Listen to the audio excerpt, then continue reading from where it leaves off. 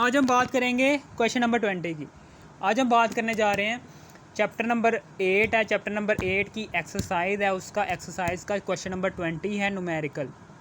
उसमें वो कह रहा है जी इक्विलिब्रियम कांस्टेंट की वैल्यू है जी 4। इक्विलिब्रियम कांस्टेंट की वैल्यू आती है जी 4 है, ठीक है ना।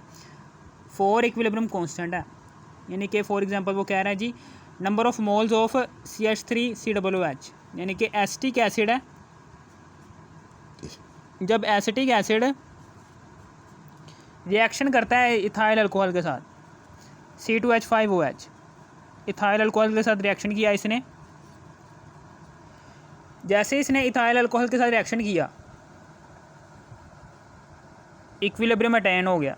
ये लो जी इक्विलिब्रियम अटेन हो गया। अब फिर उसके बाद हमें पता है कि ये इथाइल है, ये एसीटेट के साथ इथाइल एसीटेट बनेगा। ये इथाइल ये आ गया, इथाइल ये आ गया, और यहाँ से ये H है ना, ये H इस OH के साथ मिलकर H2O बन जाएगा, और बाकी ये जो उनसे सारा का सारा पोर्शन है ये इसके आगे आ जाएगा, COOCH3 इथाइल एसीटेट आ गया।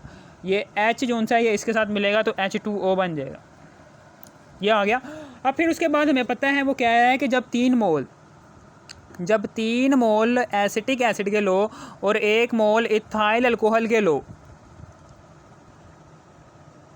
वो कह रहा है, ठीक है ना, जब इक्विलिब्रियम में नहीं था, जब ये इक्विलिब्रियम है, जब वो वक़्त था टाइम जब ज़ीरो था, जब टाइम ऐसा इस रिएक्शन का था जब वो इक्विलिब्रियम में नहीं था, तो तब रिएक्टेंट्स इतने थे, रिएक्टेंट्स ने कोई भी प्रोडक्ट नहीं बनाया था। 0 मोल इसके बने थे और 0 मोल इसके बने थे। लेकिन जैसे ही रिएक्शन स्टार्ट हुआ और रिएक्शन उस वक़्त पर पहुंच गया कि जब वो इक्विलिब्रियम में आ चुका है, तो अब वो कह रहे हैं कि कितने नंबर ऑफ मोल्स, ठीक है ना, कितने नंबर ऑफ मोल्स जब इक्विलिब्रियम में आ चुका है ना ये रिएक्शन, जब ये रिएक्शन इक्विलिब्रियम में आ चुका है, तो उस वक़्त इस इथाइल एसीटेट के कितने, इस इथाइल एसीटेट के कितने नंबर ऑफ मोल्स बनेंगे, ठीक है ना, और इस वाटर के कितने नंबर ऑफ मोल्स बनेंगे, ठीक है ना।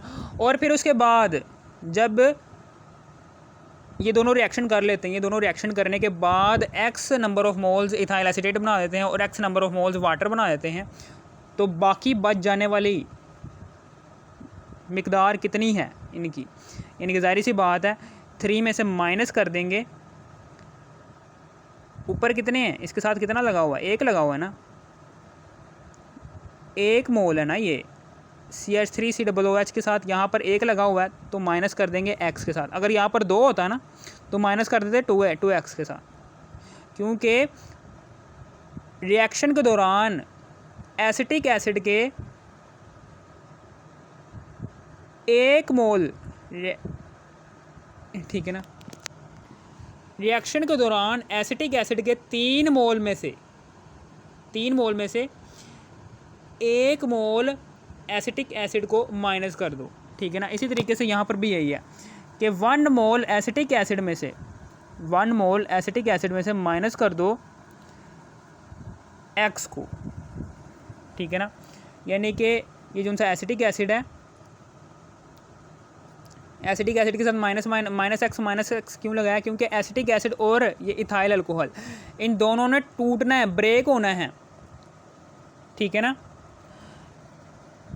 इथाइल एसीटेट और वाटर के X नंबर ऑफ मोल्स में, ठीक है ना, और X मैंने इसलिए लगाया है ताकि 3 नंबर ऑफ मोल्स, जब एसिटिक एसिड के 3 नंबर ऑफ मोल्स कितना टूटा है X में, -X। इसी तरीके से 1 number of mole ethyl alcohol का 1 नंबर ऑफ मोल कितना टूटा है इस प्रोडक्ट में, जिसको हमने नाम दिया X में, माइनस कर देंगे X। माइनस ही क्यों किया है, क्योंकि ये टूट रहे हैं, ब्रेक हो रहे हैं, ये टूट रहे हैं, ब्रेक हो रहे हैं, ठीक है ना। माइनस कर देंगे, 3 में से माइनस कर देंगे X, 1 में से माइनस कर देंगे X, ठीक है ना। और फिर उसके बाद जो सी वैल्यू आएगी ना, वो वैल्यू हमें बता देगी कि इतना ब्रेक हो चुका है इथाइल एसिटिक एसिड और इथाइल अल्कोहल। किसमें? इसके अंदर एसिटिक इथाइल एसिटेट और वाटर में। ठीक है ना, समझ आ गया आपको। अब उसके बाद मैं कैलकुलेशन करने जा रहा हूँ। कैलकुलेशन बिल्कुल ही आसान सी है, कोई इतनी मुश्किल बात नहीं है। यहाँ पर वो सवाल के अंदर पूछ क्या रहा है हमसे, वो कह रहा है कि ये जो सा प्रोडक्ट है, प्रोडक्ट के नंबर ऑफ़ मोल्स कितने बने हैं वो भी बताओ, और उन नंबर ऑफ़ मोल्स से मैसेज भी कैलकुलेट करो प्रोडक्ट के। और फिर उसके बाद वो कह रहा है कि जो सा रिएक्टेंट बाकी बच गया है, रिएक्टेंट जो सा बाकी बच गया है उसके भी number of moles find out करो, और number of moles find out करने के बाद उन रिएक्टेंट के मैसेज भी कैलकुलेट करो। ठीक है ना, दोनों चीज़ें पूछी हुई हैं। अब हम क्या करेंगे, अब हम यहाँ पर हमें पता है, अब हम यहाँ पर फार्मूला लगाएंगे Kc का। Kc इज इक्वल टू होता है, ऊपर आ जाती है प्रोडक्ट की मोलर कंसंट्रेशन ओवर नीचे आती है रिएक्टेंट की मोलर कंसंट्रेशन। प्रोडक्ट की मोलर कंसंट्रेशन कितनी आती है? प्रोडक्ट है जी x, ठीक है ना, ये x ये दोनों मल्टीप्लाई हो गए x। और इसी तरीके से रिएक्टेंट है जी, ये दोनों है रिएक्टेंट, और इन दोनों को माइनस कर देंगे। 3 में से माइनस करेंगे x और 1 में से माइनस करेंगे x, ये आ गया। और फिर उसके बाद x स्क्वायर है, ठीक है ना, x स्क्वायर जब x से मल्टीप्लाई हो जाएगा तो x स्क्वायर आ जाएगा। तो फिर उसके बाद यहाँ पर 3 आ जाएगा, 3 एकम 3 जमा माइनस, फिर उसके बाद जमा माइनस, फिर 3x, फिर माइनस का x, फिर माइनस प्लस का x का होल का स्क्वायर आ गया। ठीक है, अब फिर उसके बाद यहाँ पर इसको हल करेंगे x square over x square, फिर माइनस जिसकी वैल्यू बड़ी होगी ना 3 है, 3 बड़ा है, इसका साइन पहले आ जाएगा माइनस। 3 में से 3 और 4 माइनस प्लस, 3 1 4 4x आ गया, फिर प्लस, फिर 3 आ गया। ये आ गया हमारे पास, ये आंसर आ गया। फिर उसके बाद अब हमें पता है कि Kc की वैल्यू क्या आती है। Kc की वैल्यू है जी 4, तो 4 is equal to X square. ये चीज़ है ना, ये डिवाइड हो रही है, उधर 4 के साथ जाके मल्टीप्लाई हो जाएगी। एक्स स्क्वायर में से माइनस 4x, फिर प्लस, फिर 3 है, is equal to X square है। ठीक है ना, अब फिर उसके बाद यहाँ पर X square is equal to 4x square, फिर माइनस 4 चुके 16 का x, फिर प्लस 3 चुके 12, ये आ गया। अब हमें पता है कि 4x स्क्वायर जमा का है, इधर आकर माइनस का x स्क्वायर हो जाएगा, फिर माइनस का 16x, फिर प्लस 12 इज इक्वल टू 0। 4 में से 1 गया तो 3x स्क्वायर, फिर माइनस का 16x, फिर प्लस, फिर 12। ठीक है ना, ये इक्वेशन है ना, ये इक्वेशन सोल्व नहीं होती, मैंने कोशिश की थी, ये इक्वेशन सोल्व नहीं होती। 36 12 थी, ये 36 सोल्व नहीं होगी ये इक्वेशन। इसके लिए हम क्या करेंगे, हम फार्मूला लगाएंगे, फार्मूले के ज़रिए से ये जो इक्वेशन है इसको हम निकालेंगे। x is equal to minus B जमा minus under root B square में से B square minus 4ac over 2a। अब हम यहाँ पर वैल्यू दर्ज करेंगे। पता है कि एक्स स्क्वायर के साथ वाली वैल्यू को कहते हैं a, एक्स की साथ की वैल्यू को कहते हैं b इज इक्वल टू -16, और c के साथ वाली वैल्यू को कहते हैं, कांस्टेंट वैल्यू को कहते हैं c। अब इन वैल्यूज़ को यहाँ पर दर्ज कर देंगे, दर्ज कर दिया। माइनस b की वैल्यू क्या है हमारे पास, -16 है, तो -16 आ जाएगा, फिर जमा minus under root B square है, बी स्क्वायर क्या है, -16 का होल का स्क्वायर है, फिर माइनस कर देंगे 4a क्या है हमारे पास, a 3 है, और c की वैल्यू क्या है जी 12 है। अब फिर उसके बाद 2 है, a की वैल्यू क्या है हमारे पास 3 है, तो 3 आ जाएगा। अब फिर उसके बाद यहाँ पर अब हम इसको हल करने जा रहे हैं। अब हम उसके बाद यहाँ पर क्या करेंगे, यहाँ पर 16 है, माइनस प्लस 16 अंडर रूट लेंगे। जब आप इसको हल करोगे तो यहाँ पर आ जाएगा 112 ओवर 2 3 6 आ जाएगा। अब हम उसके बाद क्या करेंगे, यहाँ पर x इज इक्वल टू हमारे पास आ जाएगा 16 प्लस √112 ओवर 6 है। और फिर इसके बाद इसी तरीके से x है, 16 में से माइनस कर देंगे √112 ओवर 6। अब फिर उसके बाद यहाँ पर अब हम अंडर रूट लेंगे 112 से 10.5830 16 प्लस 10.5830 ओवर 6 है। इसी तरीके से यहाँ पर भी यही है, 16 में से माइनस करेंगे 10.5830, इसको डिवाइड कर देंगे 6 पर, ठीक है। और फिर उसके बाद यहाँ पर ये कौन सा आंसर आया ना, 16 में प्लस कर दो इस आंसर को, 16 में प्लस कर दो इस आंसर को, फिर इसके बाद इसको डिवाइड कर दोगे 6 के साथ, 4.43 x इज इक्वल टू आ गया हमारे पास 4.43।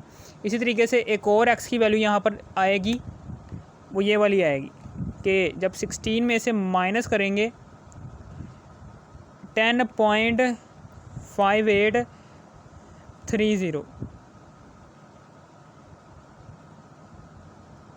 इसको डिवाइड कर देंगे 6 के साथ, 0.9028 आ जाएगा, ये आ जाएगी, ठीक है ना। समझ आ गई, दो वैल्यूज़ आ गई हमारे पास x की।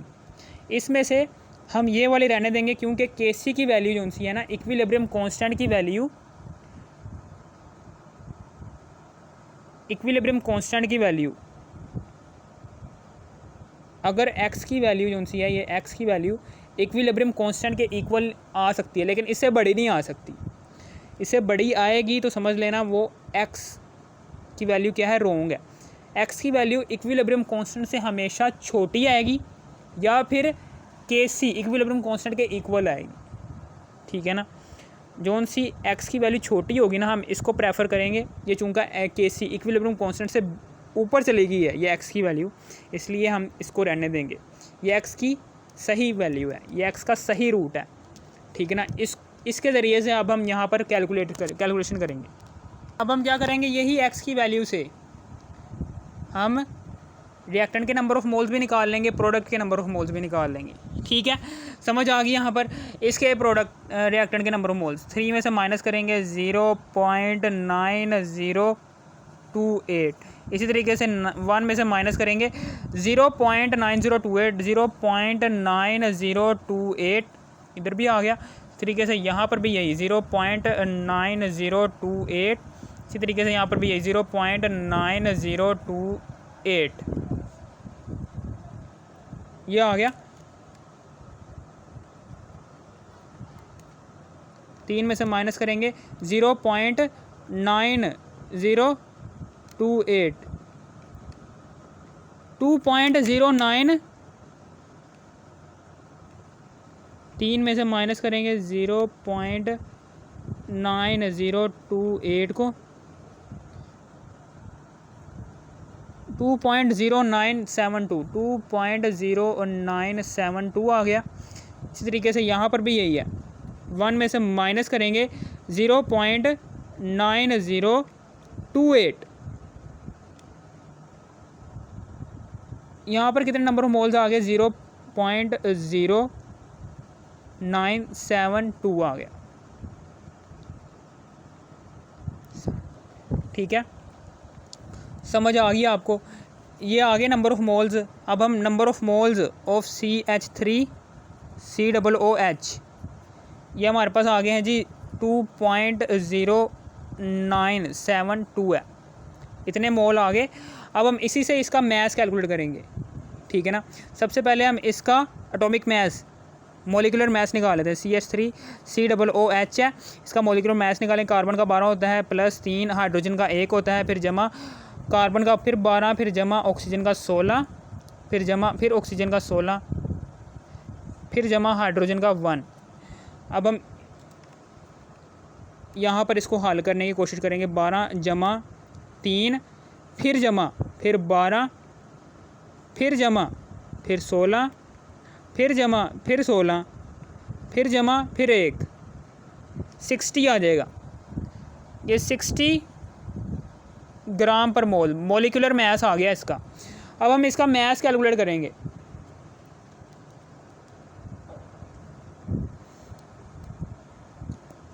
नंबर ऑफ मोल्स हमें पता है कि मैस ओवर मोलर मैस होता है। हमें मैस कैलकुलेट करना है। मैस इज इक्वल टू होता है एन को मल्टीप्लाई कर देंगे मोलर मैस से। हमारे पास एन क्या है? Number of moles of CH3COOH। Number of moles of CH3COOH, इसको मल्टीप्लाई कर देंगे molar mass of CH3COOH। Number of moles of CH3COOH कितना है जी? 2.0972। इसको मल्टीप्लाई कर देंगे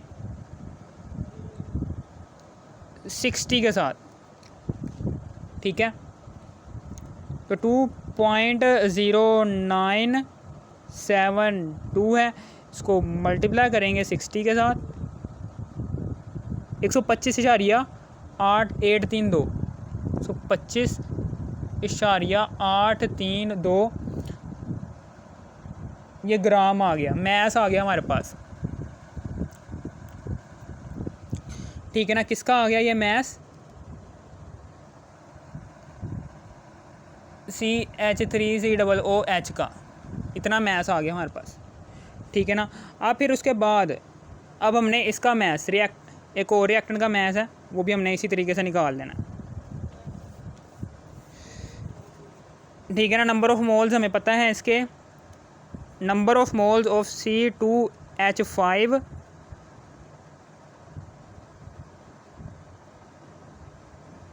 OH वो भी हमने निकाल लिए हैं 0.0972, ठीक है ना। अब हमने मैस निकालना है, अब हमें पता है कि C2H5OH है, इसका मोलर मैस कितना है जी?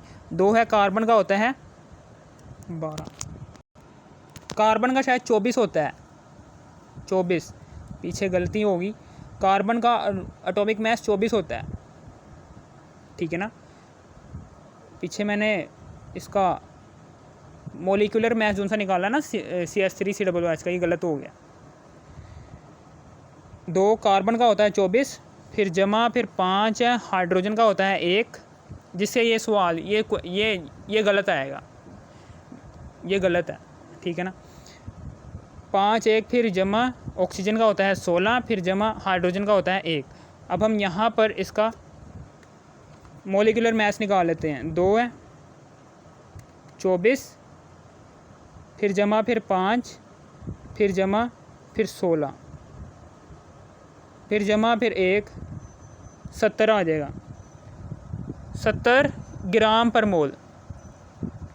ये आ गया हमारे पास मोलर मैस है, ये इसका क्या है? मोलर मैस आ गया हमारे पास।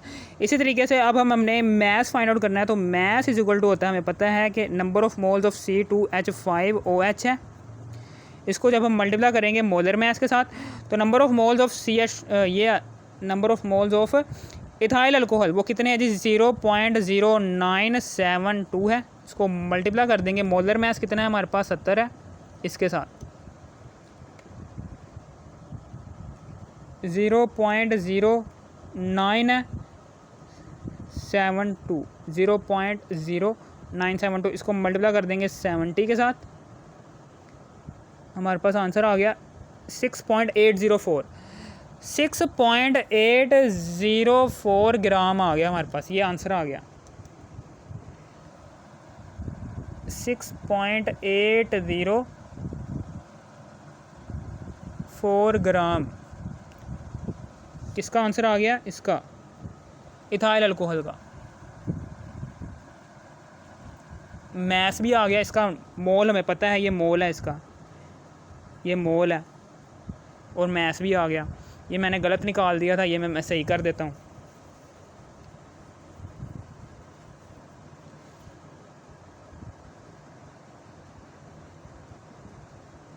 ये मैंने गलत लगा दिया था कि number of moles of CH3COOH is equal to होते हैं 2.0972 है। ये नंबर ऑफ़ मोल्स आ गया हमारे पास। अब जबकि इसका जो सा मोलर मैस है किसका CH3COOH कार्बन का होता है 24, फिर जमा 3 हाइड्रोजन का होता है 1, फिर जमा कार्बन का होता है 24, फिर जमा ऑक्सीजन का होता है 16, फिर ऑक्सीजन का होता है 16, फिर जमा 1। ठीक है, अब हम यहाँ पर इसको करने जा रहे हैं 24 जमा 3 जमा 24 फिर जमा 16 फिर जमा फिर 16 फिर जमा फिर 1, 84 आ गया। 84 ग्राम पर मोल आ गया हमारे पास। ये आ गया, ये मोलर मैस आ गया। अब हम मैस कैलकुलेट कर लेंगे। यहाँ से हमें पता है कि NCH3COOH इसको मल्टीप्लाई कर देंगे मोलर मैस से, तो इथाइल एसिटिक एसिड का मोल कितने आए हैं हमारे पास 2.0972 है। इसको मल्टीप्लाई करेंगे, मोलर मैस कितना है इसका एसिटिक एसिड का 84 है।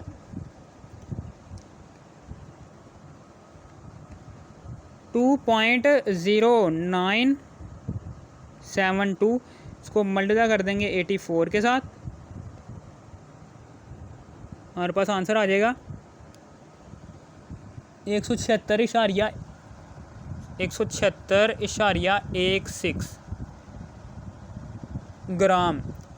इतना मैस आ गया हमारे पास।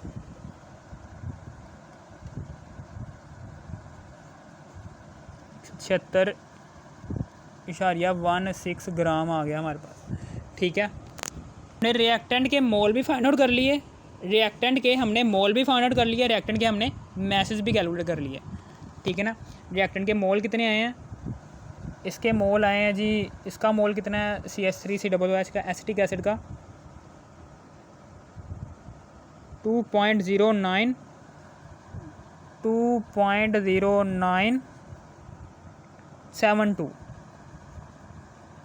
इसी तरीके से इसका मोल कितना है 0.0972, इसका मोल आया जी 0.0972, ये आ गया। फिर उसके बाद क्या करने जा रहे हैं, अब हम इसका मोल हमारे पास मौजूद है। अब हम इसका मैस कैलकुलेट करेंगे।